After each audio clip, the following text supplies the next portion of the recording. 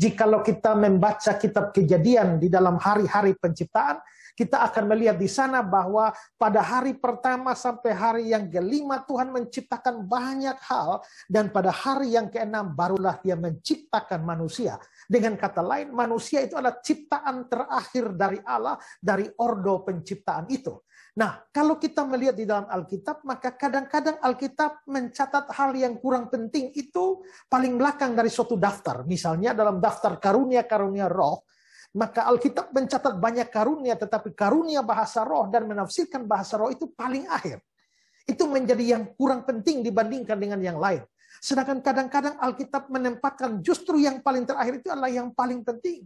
Seperti dikatakan dalam 1 Korintus 13, tinggal 3 hal ini, yaitu iman, pengharapan, dan kasih. Dan yang paling besar itu adalah kasih.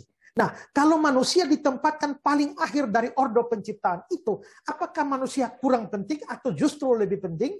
Kalau kita membandingkan dengan bagian kitab suci yang lain, maka kita harus menyimpulkan bahwa penempatan manusia di bagian akhir itu menunjukkan bahwa justru manusialah adalah ciptaan yang paling penting. Nah, mengapa saudara-saudara? Karena kita melihat bahwa Allah sudah menciptakan begitu banyak hal. Binatang-binatang, tumbuh-tumbuhan, terang, matahari, bulan, bintang, semuanya telah diciptakan oleh Allah. Dan ketika manusia diciptakan, begitu matanya terbuka untuk pertama kali, dia sudah dapat melihat keindahan alam ini dengan semua kelengkapan yang ada di sana. Pendeta Stephen Tong pernah bikin ilustrasi begini, bahwa kalau seorang ibu yang akan melahirkan, apakah ibu itu menunggu dia melahirkan lebih dulu baru dia mulai siapkan susu atau selimut, bantal, dan juga pakaian dari si bayi? Ataukah dia siapkan segala sesuatu untuk kelahiran si bayi? Apakah barang-barang itu untuk si bayi atau si bayi untuk barang-barang itu?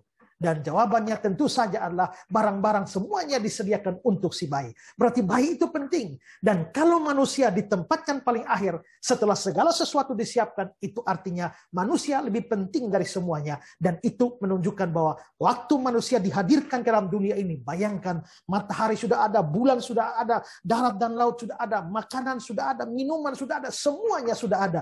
Tuhan sudah sediakan semuanya waktu manusia hadir di dunia. Kalau begitu saudara-saudara, dari penciptaan saja kita bisa lihat bahwa Allah sudah menyediakan segala sesuatu sebelum kita hadir. Kalau begitu, mengapa kita harus khawatir dalam kehidupan kita? Makan, minum, pakai apapun. Tuhan kalau hadirkan kita dalam dunia ini, Dia sudah sediakan semua. Yang penting bergantung kepada Dia dan rajinlah bekerja, semuanya pasti disediakan bagi kita. Kiranya renungan ini menjadi berkat bagi kita. Amin.